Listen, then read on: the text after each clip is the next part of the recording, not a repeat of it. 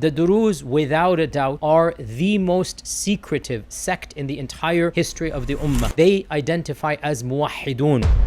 They believe that the Prophet Shu'aib is their ancestor.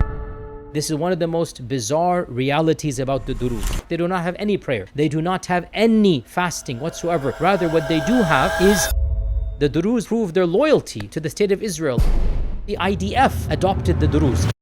This is the book of theology where they're talking about belief in God. There's hardly any quotations of the Quran. The name of the Prophet Muhammad ﷺ, in my reading, I never saw this even once. Bismillahir Rahmanir Rahim. Assalamu alaikum wa rahmatullahi wa barakatuhu. Alhamdulillah wahda wa salatu wa salamu ala man la nabiyya ba'da ma ba'd. As you're all aware, it's been quite a while since we have done a library chat, and frankly the reason I think it should be obvious to all of you, there's just so much going on in the world, especially with our brothers and sisters in Gaza. I just frankly felt a little bit demotivated to spend time doing library chats at the same time, and I'm the one also telling people that the seerah teaches us that no matter what is happening, no matter how much our hearts are in pain, we still have to benefit in other ways and continue our da'wah, continue our preaching and teaching. And I recognize this is just, I found it a little bit difficult to do. But nonetheless, no matter what is happening, and our du'as and prayers are with our brothers and sisters around the world, obviously we still have to benefit the ummah continuously in every single way that we can. And in fact, today's library chat actually is relevant to something that is going on currently in the world, even though I will make it such that it is independent of any political events. Recently, a certain group of Islam was in the news, known as the Druze,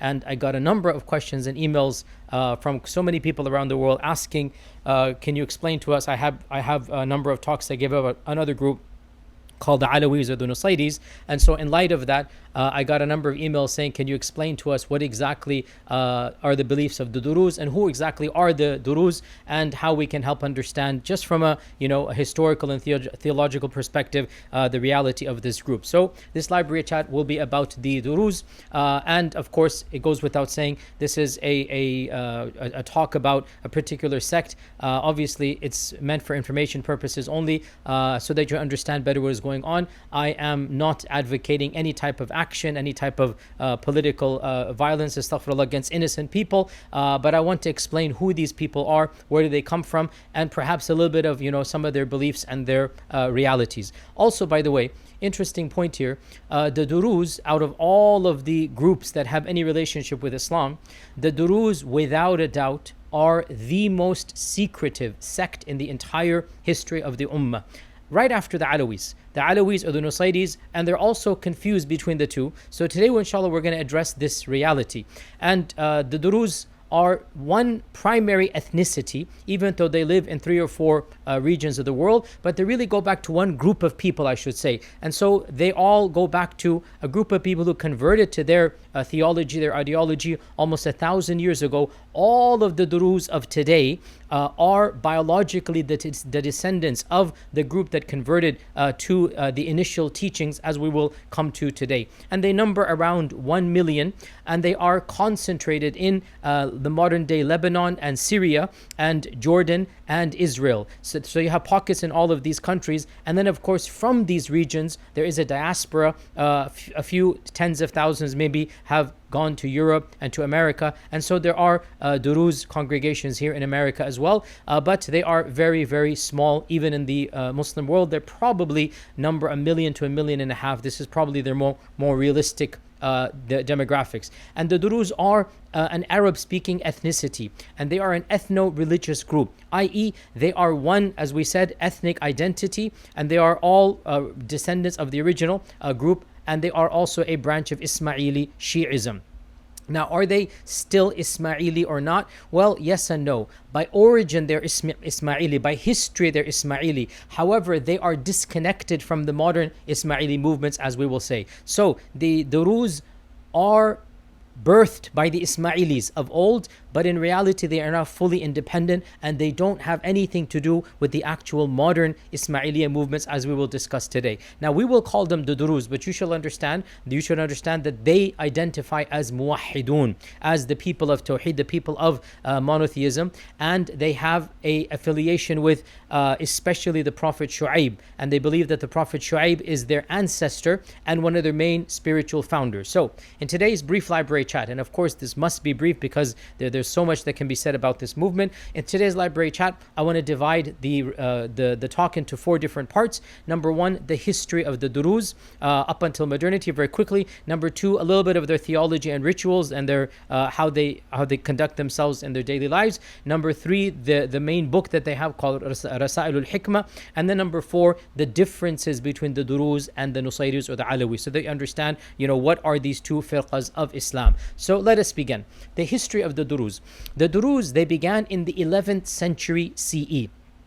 400s of the Hijrah, and they began within the Fatimid Empire, the Fatimid Khilafah. Now, of course, the Fatimid Caliphs, the Fatimid Empire, of course, the Fatimids were the Ismaili branch of Islam. And of course, the Ismaili branch, as you should all be aware, the Ismaili branch, they split from the 12er branch after Ja'far al-Sadiq. Ja'far al-Sadiq had a number of sons. The eldest one was Ismail, and then a younger brother was Musa al-Kadhim. So the 12er Shia, they consider Ismail, they consider Ja'far al-Sadiq to be the 6th Imam, and he passed down to the 7th Imam, Musa al-Kadhim, not Ismail. So that is the 12er branch of Shi'ism. As for the Ismaili branch of Shi'ism, they feel that the Imamat passed from Ja'far al-Sadiq down to the elder brother Ismail. Now Ismail died in the lifetime of his father, and he left very small children. So when he died in the lifetime of his father, so then his brother assumed the political and the theological Imamat after their father. So the bulk of Shi'ism followed Musa al-Kadhim. However, a small group known as Ismailis broke away, and from them a number of branches came out. In early Islam, there were 2 branches of Ismaili Shi'ism that are famous, and these are the Fatimids and the Qarmatians, or the Qarmatians, the Qarmatians. The Qarmatians were the infamous branch of Islam that attacked the Kaaba, stole the Hajar Aswad, built another Kaaba in Bahrain. They took the Hajar Aswad and they took it to Bahrain to install in that fake Kaaba. They were the ones who massacred the Hujjaj and filled the well of Zamzam with the bodies of the Hujjaj. And I have talked about this story in a number of lectures I have given. The Qarmatians were not the same as the Fatimid dynasty theologically and ritualistically, but they were also from the same branch of Ismailism, even though they were very different from Fatimid Islam. And the Qarmatians do not have any remnants left in modern Islam. The Qarmatians had their mini dynasty, they had their mini kingdoms, and in fact they have not left a single trace. In fact, it is very difficult to even find any treaties left from the Qarmatians. So the Qarmatians, we know about them historically. We kind of sort of know a little bit of what they believe by what their enemies have said, but they themselves, they did not leave a heritage by and large, even though I have been told that there are some physical remnants of their kingdom in that region of Bahrain. So the Qarmatians are basically completely gone. Now, the Fatimids, of course, established their dynasty. They began in North Africa, they began in Tunisia, in Mahdiya, they made their way all the way through Algeria, and then they conquered Egypt, and then they established Al-Qahira. Al-Qahira was established by the Fatimids, and they built Al-Azhar University. Now, because the Fatimids were a mighty empire, and they ruled for 200-300 years until Salah ad-Din Ayyubi brought about the end of the Fatimid dynasty, because the Fatimids established an actual dynasty and ruled an entire kingdom, obviously they were able to do much more. And from the Fatimids branched out a number of Ismaili sects or firqas, 3 of which we still have to this day. So the Fatimids split into many different sub-branches of Ismailism, and we still have all, to this day we have 3 of them. The first of these are the Nizaris. And the Nizaris are also called the AgaKhanis. And this is the only branch of Shi'ism in which the Imam is still recognizable and living amongst them. And so this is the Nizari or the AgaKhani branch of the Fatimids. The second is the Bohra. And the Bohra do not have a they do not have a visible Imam, and they have a representative of the Imam whom they call a Da'i al-Mutlaq. And then the third branch that broke away from the Fatimids were the Druze. So the Nizaris or the AgaKhanis, the Bohra, and the Druze. These are the three branches that broke away from the Fatimid dynasty, branch of Ismaili Shi'ism. And these are the three that have some relationship with Ismailism. Of the three, the Nizaris and the Bohra call themselves Ismaili. As for the Druze, they do not call themselves Ismaili. As I said, technically speaking, even though the Druze are Ismaili in origin and they are Ismaili historically, pragmatically, or I should say, in the current climate, in the current time frame, they do not identify as Ismaili, and they don't really have a notion of them being Ismaili. In fact, as we're going to come to, they do not even identify as Muslims, and they consider Islam to be like Christianity and Judaism, which were, past manifestations of Allah's revelation, and they have the real manifestation. So in fact, the Druze do not even identify by and large as Muslim, and they view themselves as being a distinct ethnic and religious minority, not under Islam, much less under Ismailism. So when people say the Druze are one of the branches of the Ismailis, technically it is correct, and yet still it should be qualified, as I explained. Now, before I go on with the Druze, one of the important aspects of Fatimid theology that you should be aware of, because again, the Fatimid theology are the AgaKhanis and the Bohra and the Druze. All three of these sects, all three of these groups, their theology about God and about cosmology and about eschatology and about hereafter are very different than the beliefs of other Muslims of the Ummah. Why? Well, the Fatimids early on adapted the notions of Neoplatonic thought, and in particular, the teachings of a very famous intellectual historian, an intellectual philosopher by the name of Plotinus. And Plotinus lived from 204 to 270 CE. i.e. after Jesus by 200 years. This is before the coming of the Prophet by 300 years. Plotinus is the founder of Neoplatonism. So he took the ideas of Plato and he gave them new vigor, reinterpreted them. This is called Neoplatonic thought. And when the average Muslim, any firqa, whether they're 12 or Shia, whether they're Mu'tazili, whether they're Sunni Ash'ari, Sunni Athari, whether they're Ibadi, any of the what I would call mainstream branches that have passed the bar of salvation, as I continue to say, any of those branches, when they study Druze theology, when they study Nizari theology, from their perspective, it is not recognizable. They don't understand. It's something really, frankly, alien to the other traditions that they are accustomed to. And the reason for this is because the other groups of Islam, by and large, did not adopt Neoplatonism. They adopted either Kalam, and then Kalam has many sub-branches underneath it, or they rejected Kalam and they adopted a type of literalism called Atharism or Tafwid, whatever it is. So that spectrum is the spectrum that most academic Muslims, most people that are engaged in ilm and talib al-ilm, they are familiar with. Very few people from that circle actually delve in and study Neoplatonic thought, and when they do, it is typically done just as a brief, a foray into, let's say, Ibn Sina, because Ibn Sina was also, of this type of branch, and some say he was Ismaili as well. There's actually a big controversy about whether he was actually Ismaili or whether he was just a pure up and through Neoplatonist without necessarily being Ismaili. But without a doubt, Ibn Sina's thoughts resonated more with the Ismailis than they would his theology than it would with Sunnism. So who was Plotinus and what was his theology? That is a very interesting talk. We don't have time to go into it today, but very quickly, Neoplatonism articulated a profoundly spiritual / metaphysical system, and they have this notion of God being the one, capital O, the one. And by the one, they literally mean the concept of oneness, the absolute ideal of one, that the transcendence of existence. And so for Plotinus, God, or the one, is beyond even being. This is Plotinus. He is beyond being. Forget, he's not even existence, he's beyond existence. His existence is not like our existence. And he is in fact beyond intellect, beyond words. He is utterly simple, absolutely one. He is one in the concept, right? It cannot be described. It cannot be grasped by language or by thought. So then how did this world come about? Well, from the one emanates, and this is the concept of Neoplatonism, emanates. So imagine the sun giving light, right? The sun does not intend to create light, but because the sun is the sun will automatically give light. The sun, because it is the sun, it gives light. Or imagine, if you like, a river flowing down multiple tiers. Let's say that, there's a river, and then there's, rocks that are just going multiple tiers, right? Let's just say, or there's a stream, from them there's a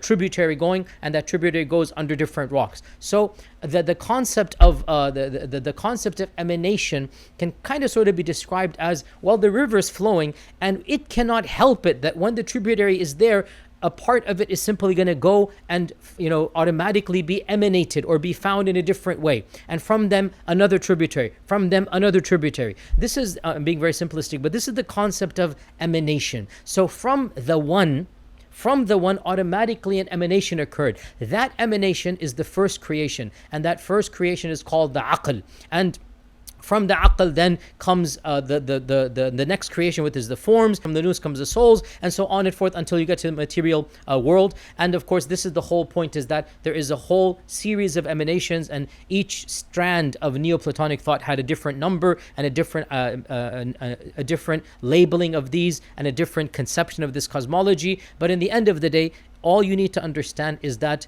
the God of the Neoplatonists is not quite the God of the people who believe in an active God that is aware, that is involved in your life. It's a different type of God. It's a God more that is just his existence is basically there. It's not as if he knows who you are. It's not as if he's involved in your life. Rather, it's just he cannot help but emanate, and from that emanation a series of things happens, and from those series of things here we are. And that's why, again, if you know your Ibn Sina, the reason why our scholars found Ibn Sina problematic is basically because he's espousing Neoplatonic thought. And when you translate Neoplatonic thought into the language of the average layperson, frankly, it is blasphemy, it is kufr. So again, the notion being that God would not know who you are, because who are you so that God should know you? God is really above that type of description. God is not active in your life. God is not, your prayers don't really affect and impact you. It might make you feel good, but the God of the Neoplatonists, the God of the Falasifa,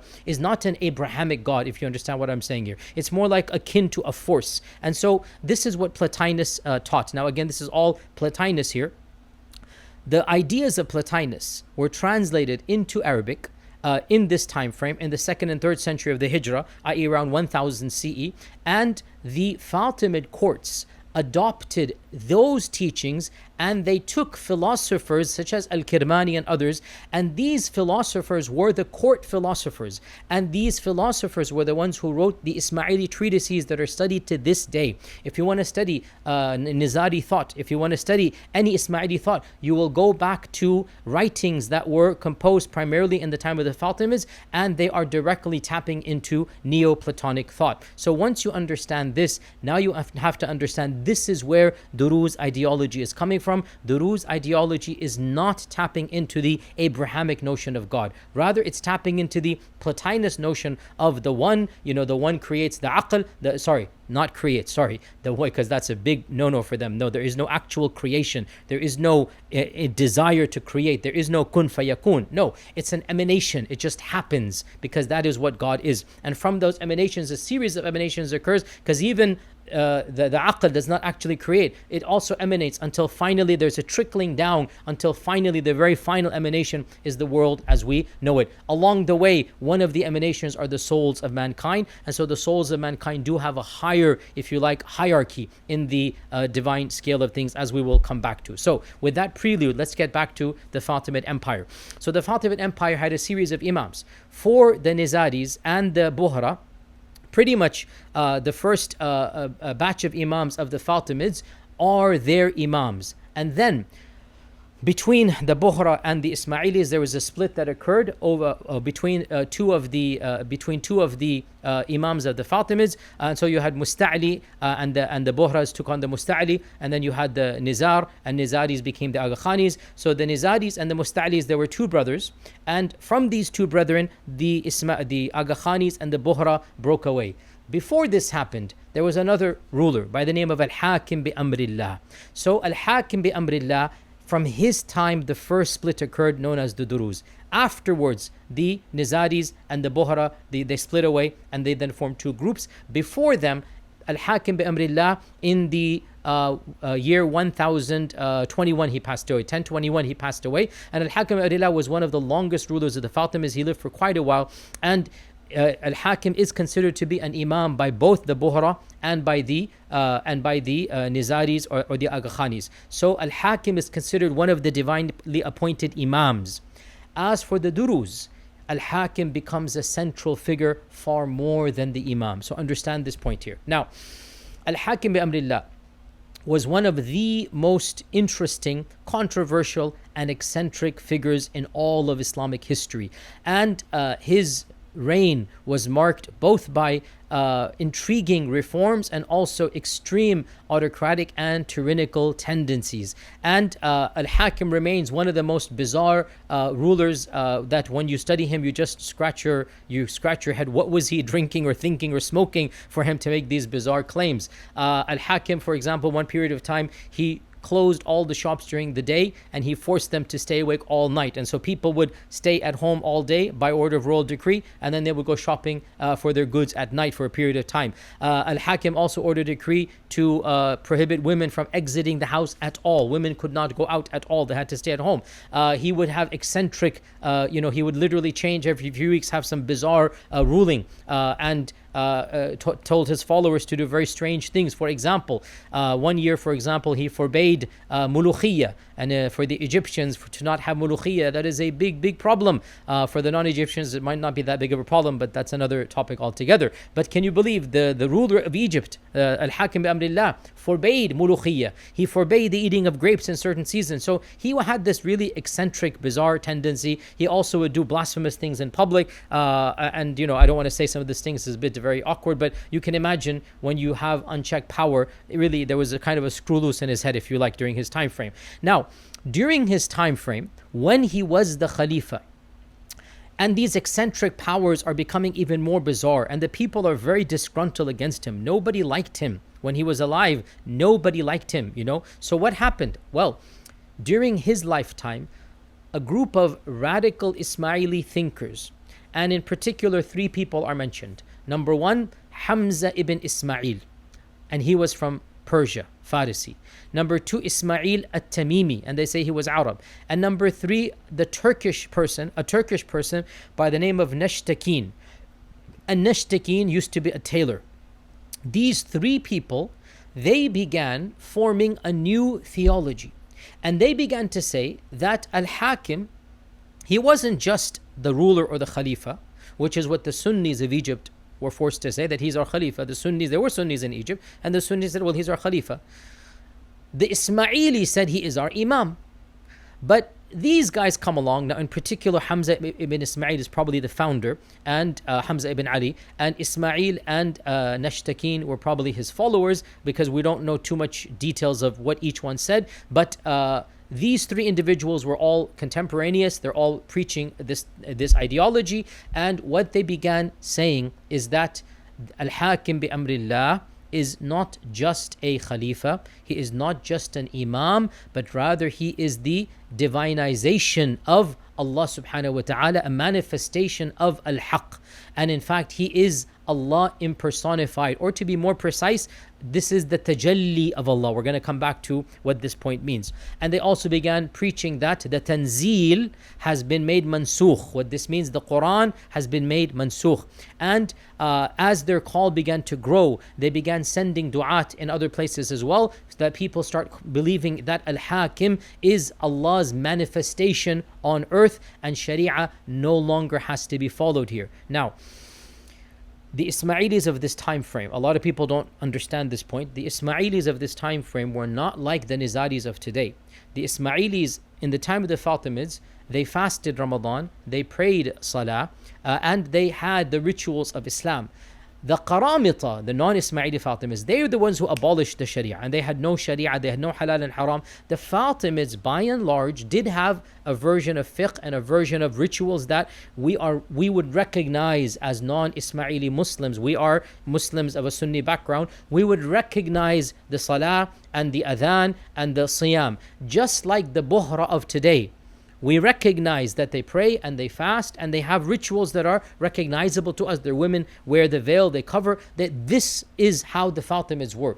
However, both the Nizari, the AgaKhanis later on, and the Druze at this time, they broke away from this version and they embraced what the Qaramita had done, which is an abolishment of the Sharia. That the Sharia no longer has to be applied because it has now been abrogated, and we can metaphorically interpret everything in the Quran via what they called ta'wil. So what they said was that the Quran has a zahir and a batin.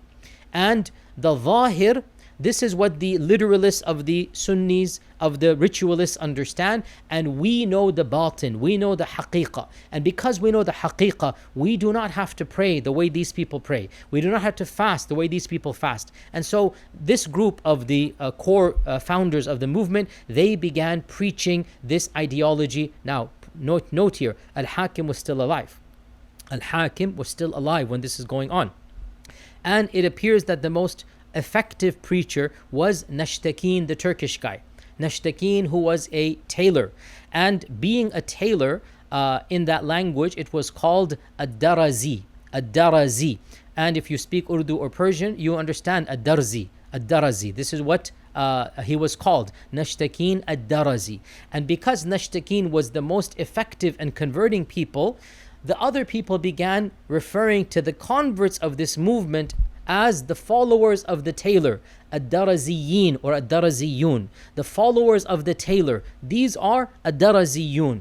And from Ad-Daraziyun, we get the phrase the Druze. The Druze comes from Ad-Daraziyun. And of course, Nashtakin was not even the founder, but it appears he was the most effective preacher of the movement. Now, these three people, they would preach in Cairo in various masajid, and their main leader Hamza actually took over one of the masjids outside of Qahira, which would be the base of the Darazi or the Druzi. I'm calling it now Druzi, even though Hamza himself never called the Druzi. You understand this point here?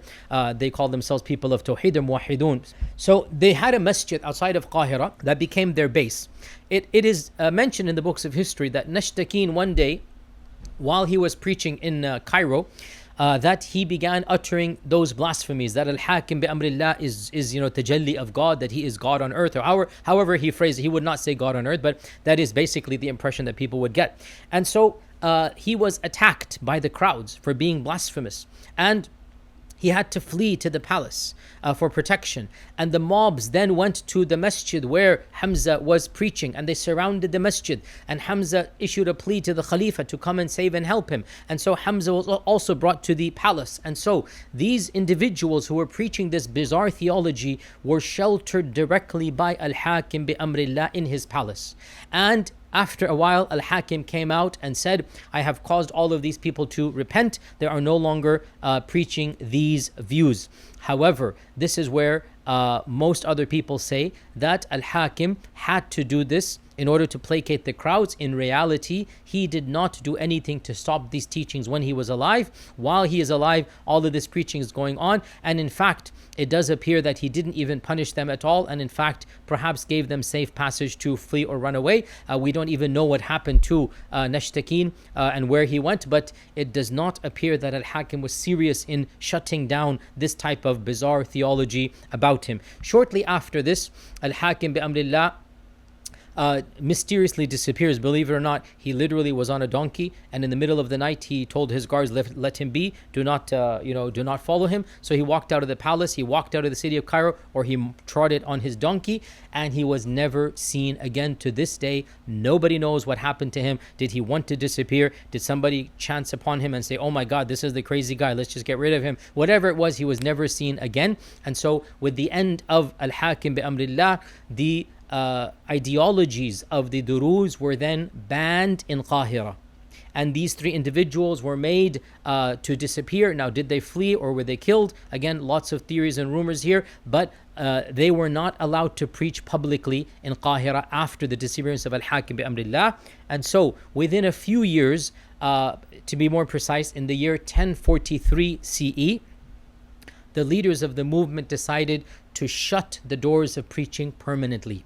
No more converts, and nobody would be allowed to convert to their ideology. And so, from the year 1043 CE, which is quite literally almost 1,000 years ago, nobody has converted to this ideology. The people that are following this ideology now are the biological descendants of the first batches of converts who converted from the year 1017 to 1043. Just 30 years of preaching, that's it. So batches of people converted. The founder, Hamza, and his 2 emissaries would go out and preach, and they would send emissaries to other lands. And one of those emissaries went to what is now Lebanon, went to a mountain that is now called Jabal Druze. It wasn't called Jabal Druze back then. And groups of people in that region converted to this ideology. In all likelihood, they were not Muslims when they converted. In all likelihood, they were following other religions. Some say Christianity, some say other Gnostic faith traditions.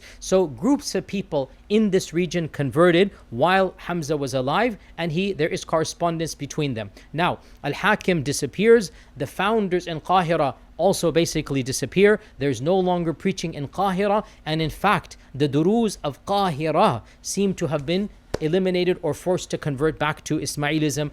There is no more mention of the Druze inside of Qahira. So the Druze of Qahira no longer exist. Where do they exist? Well, those people who converted in the Levant region in Lebanon, their descendants remained Druze for 1,000 years. And all of the Druze of the world today, all of them, they trace their lineage back to basically those first batch of converts over 1,000 years ago, because as a faith tradition, this group does not allow converts. You cannot convert out, nor can you convert in. It is a closed group. You must be born into the group to be a member of the group. And the group, of course, it only remained, as we said, in southern Lebanon, but of course, the pockets did migrate here and there, and that is why they are currently in areas of modern Palestine/Israel, areas of Jordan, and areas of Syria. So there is that region, which is basically their region. In some pockets, they are the predominant majority, and others, they live side by side with the Sunnis and the Shia of that region. And throughout the course of the next 1,000 years, by and large, they remained geographically in one region. Because they're not converting others, because they're not sending people out to preach, they do not increase in numbers dramatically. Rather, it is basically one area where their biological descendants, they intermarry amongst themselves, and they remained isolated. They did not intermingle too much with the surrounding time frame, and that period of history, it's difficult to reconstruct because their own historians are not known to us until the advent of modernity. Of course, there are references throughout history of travelers coming across them. There are references of Muslim empires engaging with them, because a lot of them were bandits and robbers. A lot of them lived off of highway robbery, and so they were considered to be troublemakers by most of the sultans and the rulers, including the Ottomans. There were many skirmishes that took place, but by and large, they were let to live separately. Don't interfere with us, we will not interfere with you. And especially in the Ottoman time frame, the Ottoman sultans basically, almost unofficially, they gave them a complete degree of autonomy, of basically do as you please, don't bother us, and don't ask too many questions, and we're not gonna bother you. And a number of mini dynasties took place amongst them until finally the advent of modernity and colonization. And of course, with the coming of colonization, now you cannot have a semi-autonomous group of people living in the middle of nowhere, and therefore in the 20th century, the Druze population had to navigate the challenges of the formation of the nation state. And this is where there is now, for almost the first time in their history, there is a type of involvement with the broader world. And in Syria, they actually they actually played a nominal role in anti-colonial resistance. And so there were some people that actually sided with their fellow Arabs against the colonizers. And you had people like the name of, Sultan Atrash, who was very prominent in the Syrian revolt against the French. And perhaps the most famous leader of the Druze, and this is a name that I know my English-speaking audience would not really have heard of that much, but he is a household name amongst the intellectuals of the Arabs. The Arabs know this name and they've heard of him. 100 years ago, he was an actual household name amongst the Arabs. These days, only the historians and the people who read have heard his name. But 100 years ago, he was a legendary man amongst all of the Arabs, Sunni and non-Sunni, and his name is Shakib Arsalan. Shakib Arsalan, who died 1946. And Shakib Arsalan was a very prominent intellectual of the Druze, an Arab nationalist and a political thinker from Lebanon.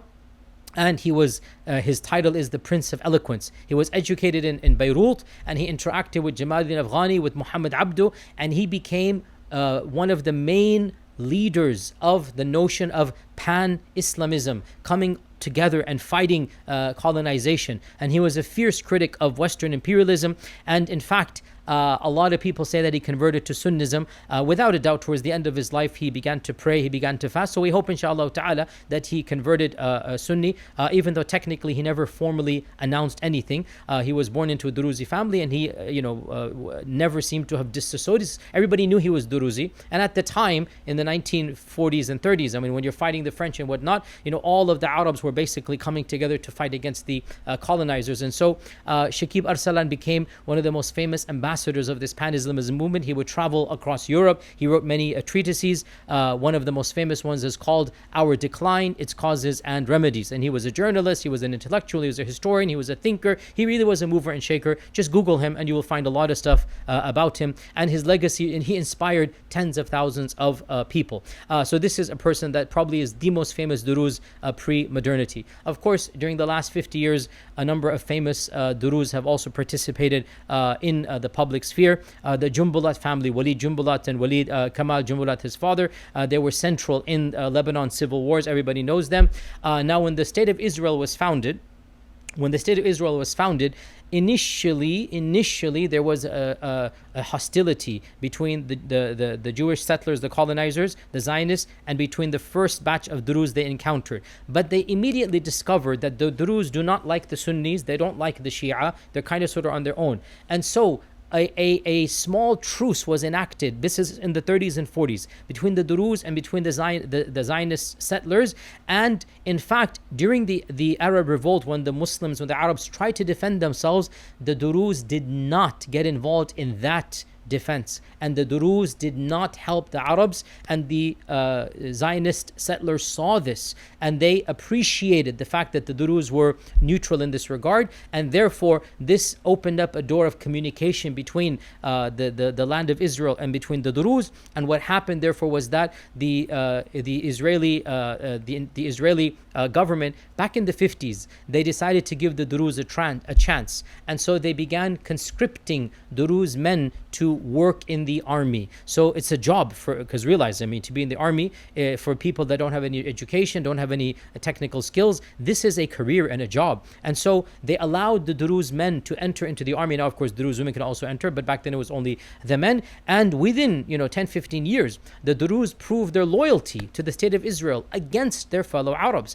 And so the IDF adopted the Druze, and the IDF made a number of their entire regiments composed of Druze, and they began to rise up until they became generals. And of course, this entrenched the Druze more into Israeli society than, of course, into Arab society, and that remains the case until this day. And of course, the reason why this library is happening, of course, if you're watching this the year it was released, you all know why, and that is because of the skirmishes taking place right now, or a few weeks ago, last week, between Israeli forces and between the Druze of Syria, because some skirmish took place, and the Druze of Syria, the Druze inside the nation state of Syria, reached out and called the Israelis and said, help us against our own government. And so Israel bombed Syrian sites, and Israel invaded, and Israel helped the Druze that were actually on the Syrian side of the border. And this is, of course, why I'm giving this library test, so I understand who the Druze are. And of course, historically speaking, the Druze have lived mostly peacefully alongside their Sunni neighbors in Syria and the Levant. And before and during even the civil war, Sunnis lived alongside Druze in Saweda and other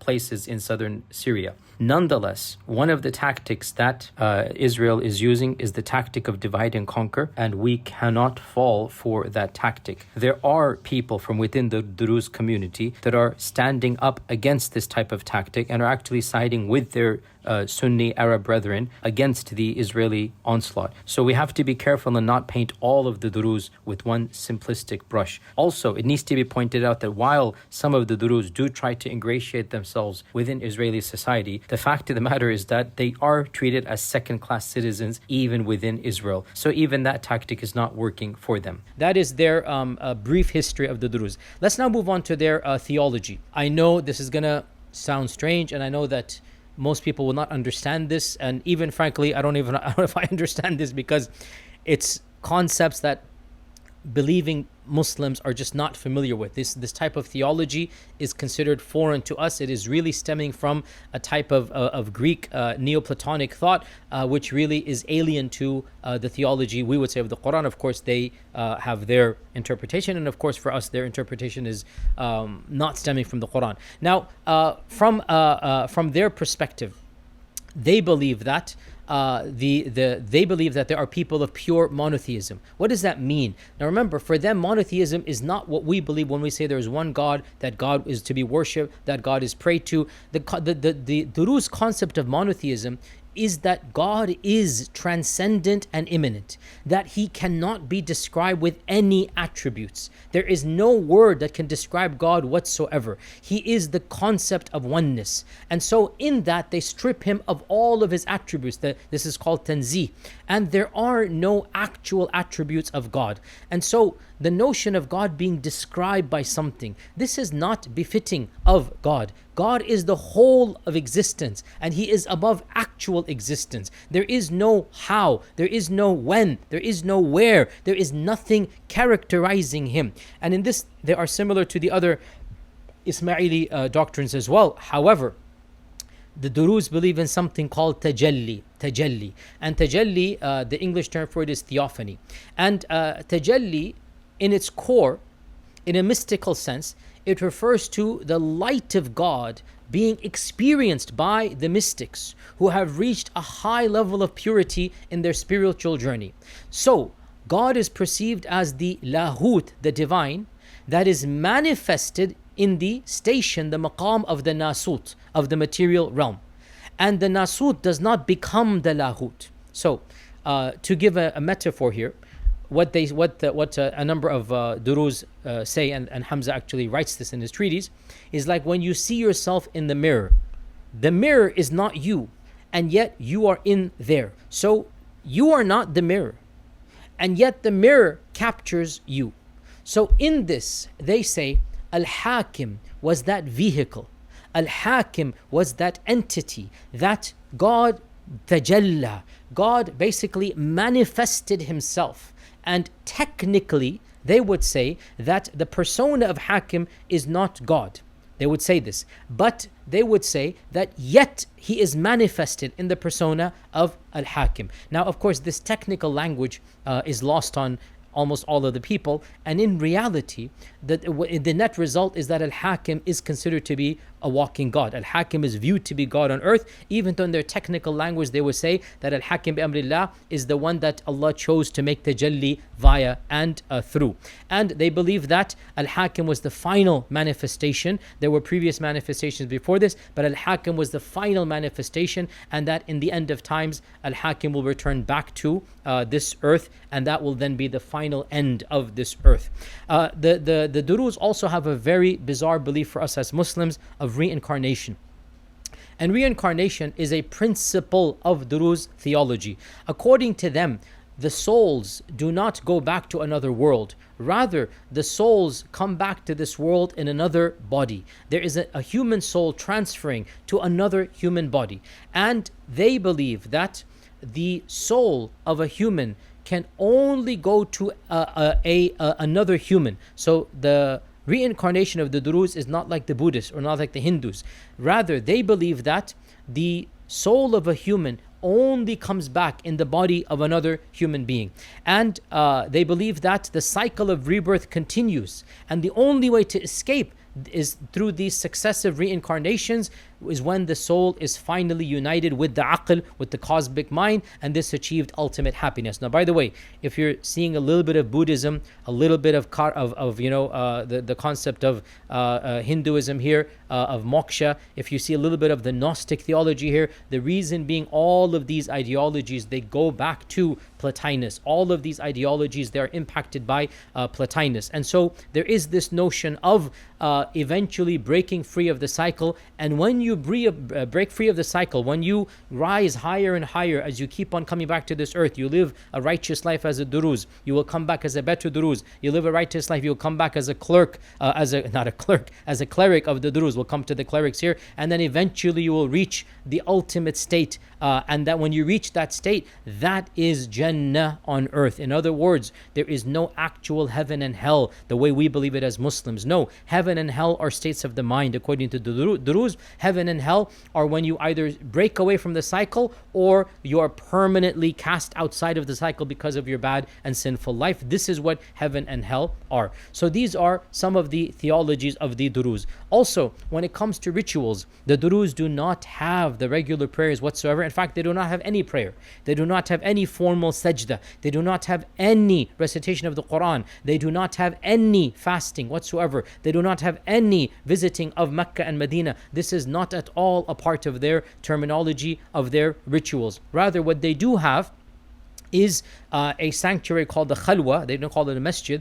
And the Khalwa is visited not on Friday morning, but on Thursday night. The Khalwa is visited on Thursday night. And in that Khalwa, certain rituals and certain chants are done. And this constitutes their actions of worship. And also, one of the main aspects of worship that they do is the visitation of the graves of the people whom they consider to be their founders or their icons, historic graves. And in particular, a grave that they consider to be the grave of Shu'aib alayhi salam. It is not the grave of Shu'aib, and this grave is located in the current country of Israel. And so for them, the holiest of holy places is in fact inside the land of Israel, and they have a pilgrimage that they do to those graves. So for them, for the Druze, there is no recognized rituals the way that we understand. And frankly, venerating the grave and visiting the grave is how the average Druze will do any type of worship. And when they visit the grave, they essentially invoke and pray the person in the grave, because for them this person is a type of manifestation of the divine. So there is no actual reading of the Quran. There is no understanding of the teachings of the Quran. There is no ritual that we do, because for them all of this is ta'wil. We make a Ismaili reinterpretation of what the Quran actually says. Some of the scholars have derived, some of the researchers of the Druze have derived 7 principles that are taught by the Druze, and we'll go over them quickly. Number 1, being truthful in your speech and always speaking the truth with your tongue. Number 2, helping your brethren in faith, helping the Druze in all that they need to do. Number 3, renunciating all other forms of worship and beliefs, rejecting all other religions. Number 4, repudiation of all evil and the devil, and this is called tughyan. So whatever they, just getting rid of all evil. Number 5, belief in Allah's unity, and again we explain what unity is. Number 6, subservience to the commands of Allah, and here they mean subservience to the commands of Al-Hakim, obviously over here. And number 7, absolute submission to the divine will in both secret and in public. So these are 7 precepts that the Druze believe in. They can be summarized basically in being a part of your society and following orders within society and believing in this abstract concept of monotheism. This is really what Druze is all about. Now the Druze also are taught another notion which is well known to all of us, and that is taqiyya. And taqiyya is a developed doctrine by the Shia. The Sunnis don't really have this notion the way that the Shia do, and the 12 verse by and large have pretty much abandoned it in our times, but the Druze still maintain it, and the Druze actively preach it. And so they are taught that they are not allowed to preach their theology to other people. And in fact, now we get to one of the most interesting things about the Druze that hardly any other group has, and that is the following. The Druze are not taught their own faith or theology until the age of 40. This is one of the most bizarre realities about the Druze. If you meet any person from this background under the age of 40, it doesn't matter who they are, they themselves have never been taught. There is no Sunday school. They don't go to the khalawat. They don't go to the temple of worship. Under 40, you are simply a member of their society. You have nothing to do with their books, their theology. You are not taught anything. And you are of the juhal. This is the term they call themselves. This is not me calling them. You are of the juhal. Once you get to the age of 40, then the elders will vet you. And a small group, some have said 15-20%, 1 out of 5, a small group, not the default, will then be chosen. And they will be made the uqqal, the intelligentsia. And they will be initiated into the leadership. And the uqqal are a minority of even those above the age of 40. So chances are, if you ever meet a Druzi, if you ever meet somebody from the Druze, chances are they have never been actually explained their own faith. They have never had access to their own teachings. They have never read their own holy books. And this is how they preserve their identity. It is a cultural identity. If you are a member of that ethno-cultural group, then you have a lot of help. You have your family and friends. You have a lot of camaraderie. You have community. And that for you is your identity. There is no ritual you will attend other than going to the grave. There is no theology you necessarily have to believe in. You just know that you're Druze, and that's about it. When you get to the age of 40, 1 out of 4 or 5 or 1 out of 6 are then going to be chosen. And those 1 out of 5 will then be taught their teachings in secret. They must take an oath, and that oath is to never reveal that secret under penalty of death,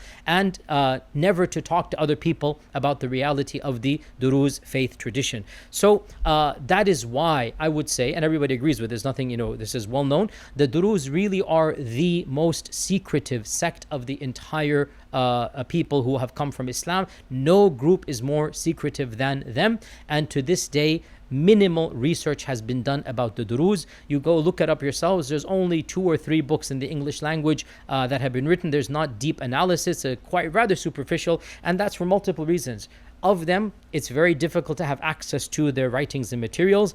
Of them, the Druze is not as much of a theology as much as it is an ethno-cultural, ethnocentric group. If the average Druze person doesn't even know what he believes, how can somebody outside explain what they believe? There is no actual, belief that they have per se. The average Druze does not know, and they don't care to know. It's fine. It's a society that they're happy doing. Once they get to the age of 40, only 1 out of 5 or 6 or 7 is initiated. And once they're initiated, then obviously they have a very, very big responsibility. They take on leadership roles, and because of this, to have somebody defect is extremely rare. In all of Druze history, very few people have defected and betrayed the community's secrets. You do find every once in a while this does happen. And throughout the course of history, this has happened, which leads me to my third point in the library chat, and that is the writing or the main book of the Druze. Now, in fact, the main writing of the Druze is called the Rasa'il al-Hikmah, the treatises of wisdom. And these Rasa'il are almost impossible to procure. It is almost impossible to procure them. I say this, and yet here I have these 3 Rasa'il, 111 Rasa'il. These are the 3, they're called Rasa'il al-Hikmah, and maybe one day I'll tell the story of how I got access to them. This is actually a bit dangerous for me to display on here because technically this has the death penalty to display these or to read them. These are very difficult, very, very difficult to obtain, and the version that I have was actually printed by not even Druze. They were printed by a group of, let's call them anarchists of the 80s, who wanted to basically show that all religions are false. So they didn't like any religion. And they went about printing all types of blasphemous material from all of the sects of Islam. Shi'ism, Zaydism, Sunnism, they found bizarre things here and there. And this group as well. And how they acquired it, we do not know. But they did acquire it, and as soon as this printing was done, this group was disbanded. It was banned. The group that did this was banned. The publication was immediately, shut down. But alhamdulillah, I managed to get a actual copy. So this is the actual copy. I'll show you. You can see some pictures of it. You can see some pictures of it. I'll show them online. So this is a copy of the Rasa'il al-Hikmah. And of course, I have read not all of them, and I'm not going to read all of these, all of these treatises, but I've read enough to understand, get a feel for their theology and what they believe. So what is this epistles of wisdom, Rasa'il al-Hikmah? The Rasa'il al-Hikmah obviously are written in the Arabic language, and they contain exactly 111 epistles, Rasa'il. Some of them are a page, some of them are 6 or 7 or 8 pages, on average 3-4 pages. And these Rasa'il, some of them are dated to the month and year, and some of them are not dated. And they are written by 3 or 4 people, including Hamza ibn Ali. So if you can see over here, Hamza ibn Ali is the main one. And you have as well Ismail al-Tamimi, and you have Baha'uddin as-Sammuqi. These are the 3 main authors, and all of them lived in the early part of the 5th century, 410, 411, 412, i.e. 1030, 1040, 1050. And primarily these are the letters that they're writing between their groups of people, from Qahira to Lebanon, from Qahira to other people in Qahira. So these are the Rasa'il that are going back and forth, and they have been preserved, and this preservation forms their main book. And if you read these treatises, you notice a number of things. First and foremost, honestly, this Arabic was obscure. It was very atypical. And of course, I have read plenty of treatises by plenty of the different groups, whether they're Mu'tazili, whether they're Ash'ari, whether they're Salafi, whatever they are. The treatises that we're accustomed to reading, there's a language to use them.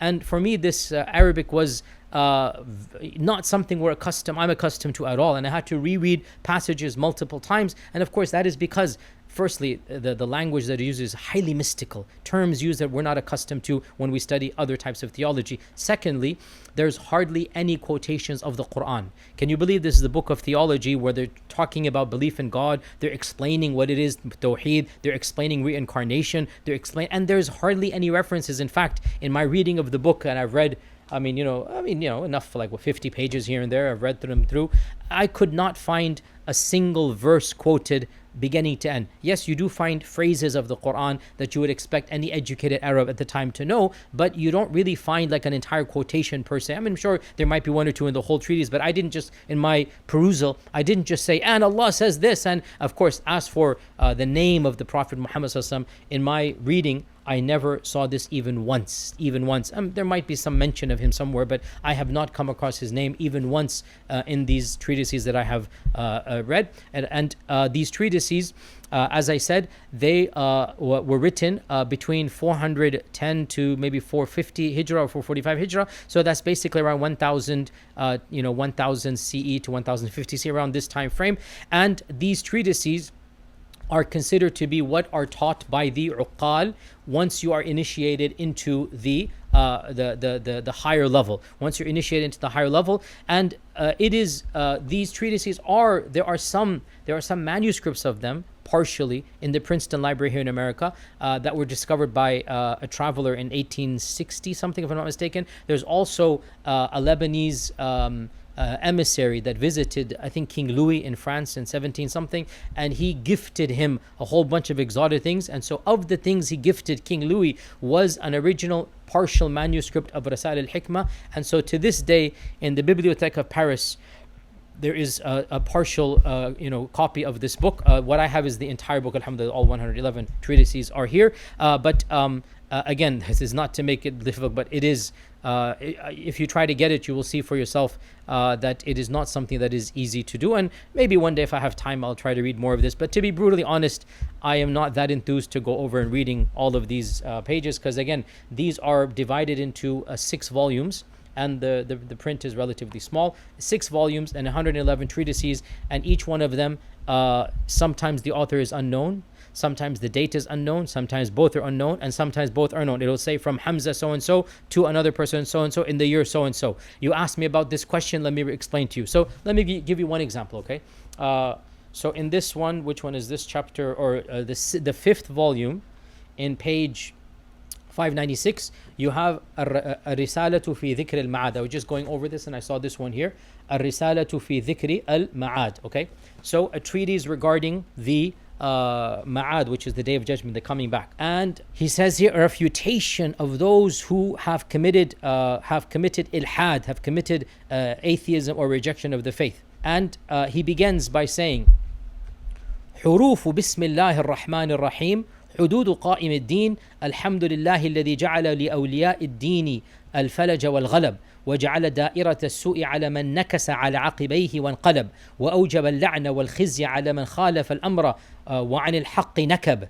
And on he keeps on going. So and then he says وصلى الله على, upon whom, على الاسم القائم الهادي الإمام. Right? So Allah salatu and salam be upon the Imam, and on. And then he goes, Amma ba'd. So you mentioned to me that in Cairo, somebody from the shuyukh of the deen came along, and he called all of you to believe in something that was blasphemy. And he made this beautiful to your eyes, and he tried to misguide you. And he said to you that once death occurs, then the body shall go to another realm and shall not return to this world, i.e. there's a day of judgment, right? And he mentioned to you that this happens in dreams, and so it's going to happen in the hereafter as well. And so he goes, I am going to refute this claim. So what's he saying here? He is saying a Sunni sheikh came to you guys, and a Sunni sheikh claimed that there is a day of judgment, and claimed that the ruh will return to Allah Azza wa Jal and not come back to this world. And so this is a treatise that is meant to refute the Sunni claim of Qiyamah, right? So then he says over here that I don't want to read all of it here, but the argument is actually interesting. It's interesting. Obviously it's a kufr argument. There's no question about that. But where does this here? So he said that, don't you see that people have different strengths and different livelihoods and different lives? Don't you see that this is beyond their control? How would it be fair for somebody to have certain lifestyle and another lifestyle when it's not due to their control? Rather, aql, intellect, demands that this is something they must have done to earn or deserve this, right? So, and he goes on and on. So it's very interesting here. There's not a single verse of the Quran mentioned in this whole. I read this treatise. I read cover to cover. This particular, Risala number. What number is it? Number 70, I think, right? Risala 2. Yeah, 70. Al-Risalatu fi dhikr al-ma'ad. So this treatise, he doesn't really have any verses of the Quran at all. Not a single verse of the Quran. And he basically says that if you look at the world around you, you find that some people are rich and some people are poor. Some people are born wealthy, some people are born with talents, some people are born without talents. He said, the aql tells you this isn't fair. The only way it would be fair is if they did something themselves in a previous life that then allowed them to come and then occupy this particular level and status. And he goes on. And so he's proving basically in reincarnation. So Hamza ibn Ali, this is a risala from Hamza ibn Ali. Hamza ibn Ali is quite literally saying there is no qiyamah, there is no heaven and hell, there is no ba'th, rather there is reincarnation. And this is a standard point of Druze theology. Now, with this theology, obviously, it is self-evident to us as people who believe in the kalima that this group really cannot be considered to be within the ummah at all. There is no udhr bil jahl, there is no ignorance that's taking place here, because there is no Islam such that we excuse them for udhr bil jahl.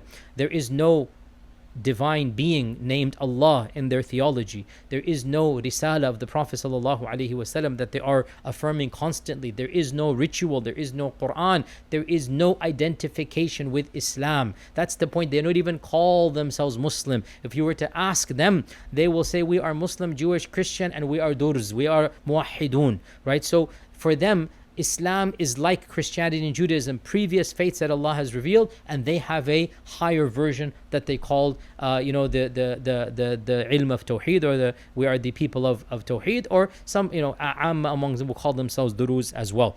And this is because of this, obvious disconnect from our tradition. There has never really been a serious controversy within the ummah that this group cannot be identified as Muslim. And I'm just being academic here. I'm not talking about any type of what is the ruling in terms of violence, whatnot. I'm not preaching anything like this. I'm simply saying we as Muslims have the right to define what is a Muslim. And for us, a Muslim is somebody who believes in Allah and who believes that the Prophet Muhammad sallallahu alaihi wasallam is a messenger whom we must follow in order to worship Allah. We believe in a divine, and we believe in a human being that taught us how to worship that divine. That is the bare minimum of salvation. If you do not believe in Allah, and or you do not believe in the Prophet Muhammad sallallahu alaihi wasallam being the prophet whom Allah sent for us to learn from and to take as a role model, there is no Islam. There's no question there. So while I am somebody who, if you listen to my lectures, I'm somebody who says the bar of salvation is relatively low compared to what various sects, want to make it. And for me, the bar of salvation is, as I said, you believe in Allah, you believe in the Prophet ﷺ as being the final prophet, you believe in an akhirah and heaven and hell, the basic teachings of Islam. That is, and you live an ethical life. You want to worship Allah based upon the sunnah of the Messenger of Allah, and you want Allah to reward you on the Day of Judgment. That's basically, as long as, in a nutshell, that's basically what is the bar of salvation. So if you have this bar, by and large, you alhamdulillah, you're a Muslim. These guys have none of that. There is no Allah, there is no Muhammad sallallahu alaihi wasallam, there is no hisab, there is no qiyamah, there's no heaven and hell. So, and there's no Islam. I mean, literally the term Islam is not a part of their, vernacular. So there should be really no two opinions about this, and that's why pretty much anybody who has written about them has considered them to be outside the fold of Islam. Ibn Taymiyyah in his Fatawa, volume 35, page 161, he has a short treatise, literally a page and a half about the Druze, and he says, وَهُمْ أَعْظَمُ كُفْرًا مِنَ الْغَالِيَةِ. They are worse in their kufr than even the ghulat of the Shia. And they say that the earth is uncreated, and they have no concept of heaven and hell, and they have no concept of the rituals of Islam, no concept of halal and haram, and they are just as bad as the Qarmatians, or even worse. وَهُمْ أَكْفَرُ مِنَ الْيَهُودِ وَالنَّصَارَى وَمُشْرِكِي الْعَرَبِ. And they have more kufr than the Yahud and Nasara, and even the pagans of the Arabs. And this is so true. Even the pagans of the Arabs believed in Allah, and the pagans of the Arabs have some rituals to Allah subhanahu wa ta'ala, but this group is different than that. And Al-Azhar University in 1934, a long time ago, they actually issued a fatwa in which they said this group cannot be considered to be within the fold of Islam, and this is something that everybody understands and knows. Now, final point here, and that is, what are some similarities between the Alawis, Nusayris? If you don't know, by the way, I have a whole talk online, which I also gave because of political realities taking place. Who are the Nusayris? Who are the Alawis? Go listen to that. And I summarized the beliefs of the Nusayris in that group, in that talk. Now I'm doing the Druze, but now that I've done both, let's do a very quick summary. And in that summary, inshallah ta'ala, you will now understand the difference between the Druze and the Nusayris. So let's begin with the similarities. Both the Druze and the Nusayris, they emphasize a hidden meaning, a batin. And they are both secretive. They are taught to withhold core doctrines from outsiders, and oftentimes even their own members are not taught. Even many of the Alawis don't really know Alawi theology, but as for the Druze, they've codified, and they said until the age of 40, you don't even know. Both have some affiliation with Shi'ism. Both hold Ali ibn Abi Talib in a relative high manner. Both believe in transmigration or reincarnation of the soul. Both of them have elements of Gnosticism and Neoplatonic thought. Neither group is proselytizing. They're not calling others to their faith. And both of them have marriage within the faith. By the way, I forgot to mention, Druze don't allow divorce. I forgot to mention that Druze do not allow divorce. Druze do not have circumcision. Druze also frown upon, if not prohibit, polygamy. So they have certain things that are unique to them. So get back to the similarities. Sorry, I forgot to mention this was in the previous section. And the Druze and the Nusayris, both of them are geographically found in the Levant, in Syria and Lebanon. However, Syria has more Alawis and Lebanon has more Druze, okay? But in that region, Druze and Alawis are both there. So these are similarities. What are the differences? Well, first and foremost, this is the most important difference.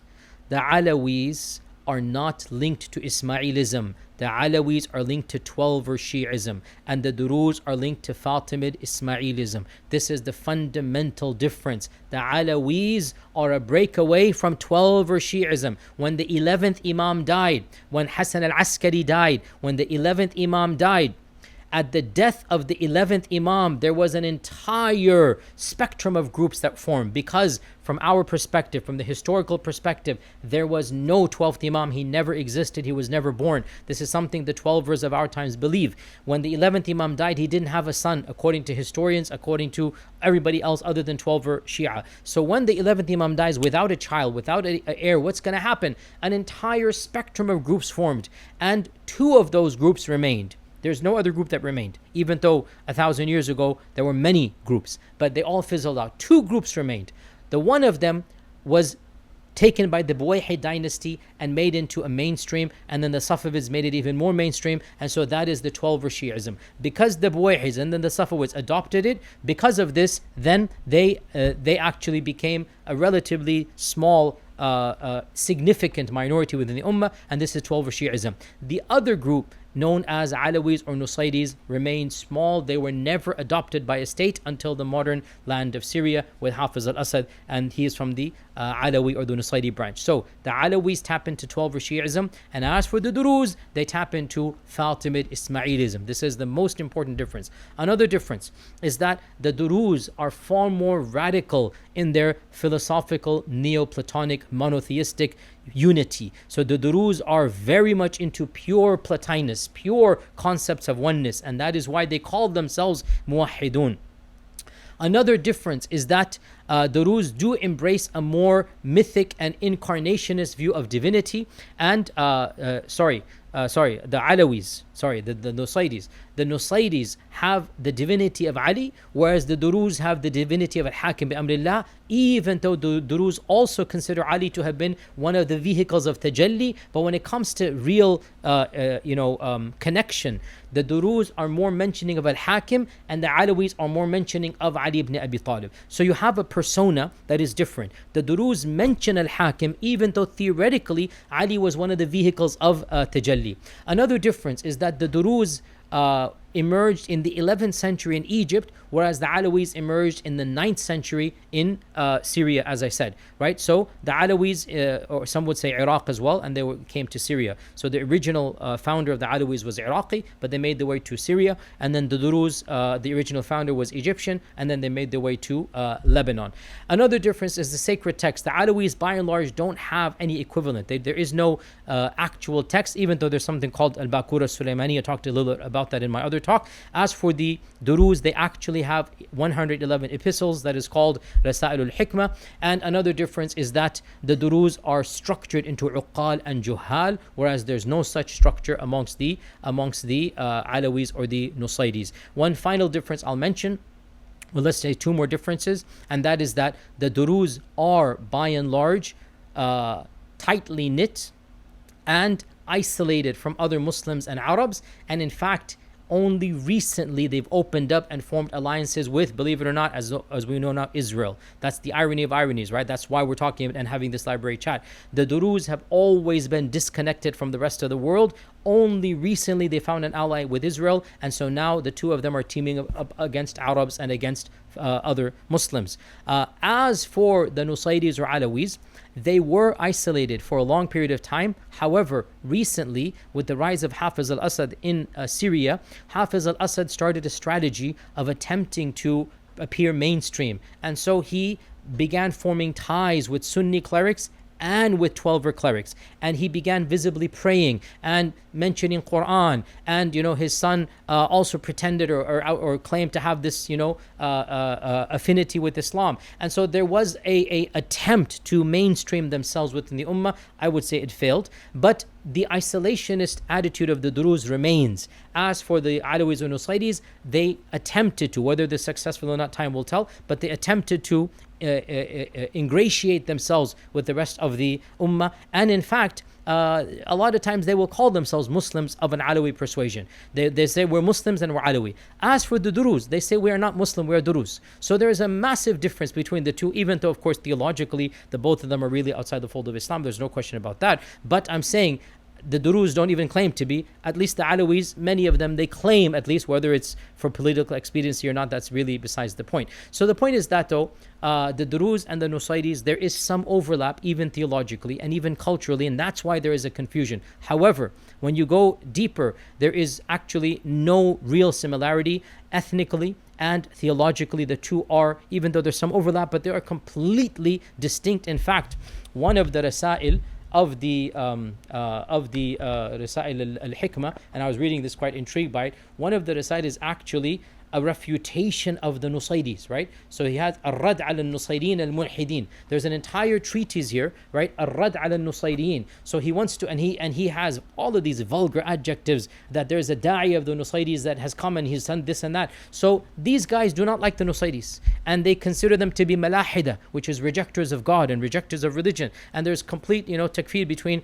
the two of them. So do not confuse the Druze from the Alawis. They are completely separate and distinct groups. And to conclude, therefore, the Druze are an offshoot, a breakaway of Ismaili Islam, who no longer identify as Muslims. Their theology has little to do with the theology of the Quran, and that is why they do not even quote the Quran. They do not believe in Allah the way that we believe in Him.